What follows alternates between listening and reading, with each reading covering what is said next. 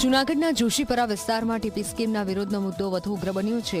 Ward number 6 અને TP number 6ના સ્થાનિકોએ TPO કચેરી ખાતે મોટી સંખ્યામાં વાંધા અરજી રજૂ કરી। સ્થાનિકોના દાવા મુજબ અંદાજે 1900 થી 2000 જેટલી વાંધા અરજીઓ જમા કરાવવામાં આવી છે। રહીશોની મુખ્ય માંગ છે કે વર્ષોથી વસવાટ ધરાવતા આ જૂના રહેણાંક વિસ્તારમાં ટીપી સ્કીમ લાગુ કરવામાં ન આવે અને ટીપી નંબર 6 રદ કરવામાં આવે। સાથે બેટરમેન્ટ ચાર્જ અને વધારાના ટેક્સ સામે પણ સ્થાનિકોએ વિરોધ નોંધાવ્યો છે। ટીપી સ્કીમ મુદ્દે યોગ્ય નિર્ણય નહીં લેવામાં આવે તો લોકોએ આંદોલનની ચીમકી આપી છે।